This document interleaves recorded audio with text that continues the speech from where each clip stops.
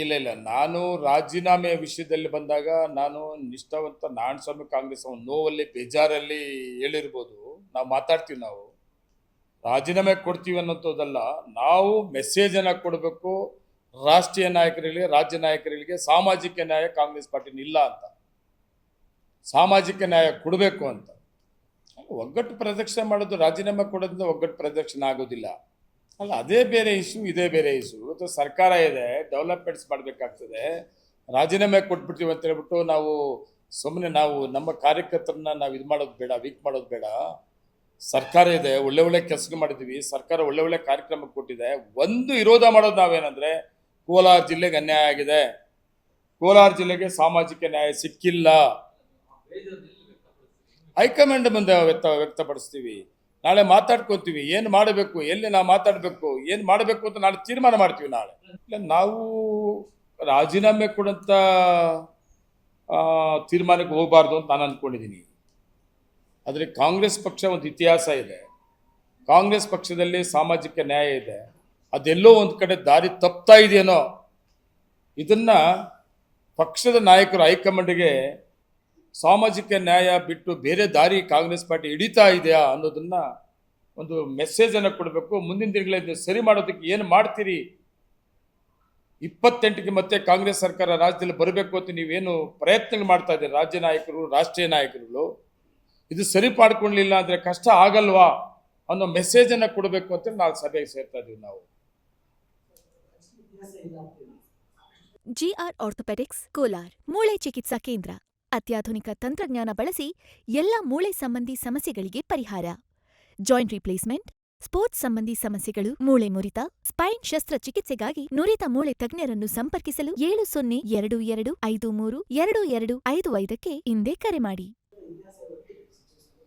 ಅಲ್ಲ, ರಾಜಕೀಯ ಇತಿಹಾಸ, ನಮ್ಮ ಇತಿಹಾಸ ಹೈಕಮಾಂಡ್ ಇಲ್ಲದೆ ಇರ್ಬೋದು, ಹೈಕಮಾಂಡ್ ನಮ್ಮ ಗಾಡ್ ಫಾದರ್ಗಳಿಲ್ಲದೆ ಇರ್ಬೋದು, ಆದರೆ ಇತಿಹಾಸ ನಮ್ಮದೇ ಆದ ನಾವು ಸೃಷ್ಟಿ ಮಾಡ್ಕೊಳ್ಳೋದು. ಉದಾಹರಣೆ ಕೊಡ್ತೀನಿ ನಾನು. 86ರಲ್ಲಿ ರಾಜಕೀಯ ಪ್ರವೇಶ ನಮ್ಮದು, 86 ನಮ್ಮ ಲೋಕಲ್ ಹಿನ್ನೆಲೆ ನಮ್ಮದು.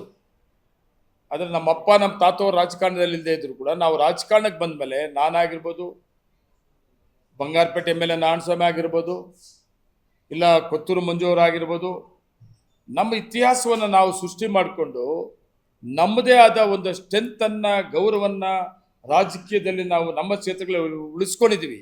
ಅದು ಹೈಕಮಾಂಡ್ ಗೊತ್ತಿಲ್ಲ. ದಿನ ಹೋಗಿ ಕಾಂಗ್ರೆಸ್ ಆಫೀಸು ಹೈಕಮಾಂಡ್ ಮುಂದೆ ಓಡಾಡ್ತಾರಲ್ಲ, ಅವ್ರಿಗೆ ಅವಕಾಶ ಸಿಗ್ತಾ ಇದೆ ವಿನ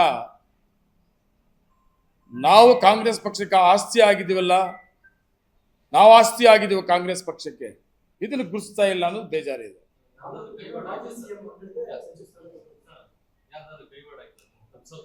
ಅಲ್ಲ, ತಪ್ಪಿಸೋದ್ರಲ್ಲೇ ಕೈವಾಡ ಅಂತ ನಾವು ಹೈಕಮಾಂಡ್ ಮೇಲೆ ಹೇಳ್ಬೇಕಾಗ್ತದೆ. ನಾವು ಹೈಕಮಾಂಡೇ ಮಾಡ್ಬೇಕಲ್ವಾ.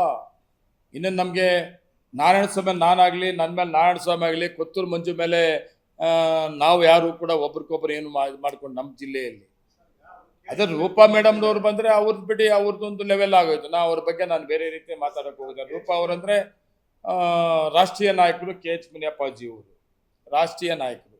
ಈಗಾಗಲೇ ಅವರು ಮಂತ್ರಿ ಕೂಡ ಇದ್ದಾರೆ, ಅವರು ಮಗಳಿದ್ದಾಳೆ, ಅವ್ರ ಹಿನ್ನೆಲೆ ಇದೆ. ನಾನು ಅವ್ರ ಬಗ್ಗೆ ಟೀಕೆ ಮಾಡಲ್ಲ, ನಾನು ಬೇರೆ ರೀತಿಯಲ್ಲಿ ಮಾತಾಡೋಕೆ ಹೋಗಲ್ಲ. ಆದರೆ ನಮ್ಮ ಹಿನ್ನೆಲೆಗಳಿಲ್ಲ. ನಾವಾಗಿ ಕಾಂಗ್ರೆಸ್ ಪಾರ್ಟಿಗೆ ಆಸ್ತಿ ಆಗಿದ್ವಿ.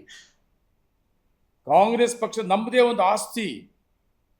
ಮಾಲೂರಲ್ಲಿ ಕಾಂಗ್ರೆಸ್ ಗೆಲ್ಬೇಕಾದ್ರೆ ನಂಜೇಗೌಡರು ಬೇಕು, ಬಂಗಾರಪೇಟೆಯಲ್ಲಿ ಕಾಂಗ್ರೆಸ್ ಗೆಲ್ಬೇಕಾದ್ರೆ ನಾರಾಯಣಸ್ವಾಮಿ ಬೇಕು, ಕೊತ್ತೂರು ಮಂಜು ಬೇಕು. ಎಲ್ಲಿತ್ತು ಮಾಲೂರು ತಾಲೂಕಲ್ಲಿ ಕಾಂಗ್ರೆಸ್ಸು? ಕಾಂಗ್ರೆಸ್ ಹೆಂಗೆ ಬಂತು? ಎಷ್ಟು ಪ್ರಯತ್ನಗಳು, ಎಷ್ಟು ಹೋರಾಟಗಳು, ವಿರೋಧ ಪಕ್ಷದನ್ನು ಎಷ್ಟು ಫೇಸ್ ಮಾಡಿದ್ದೀವಿ.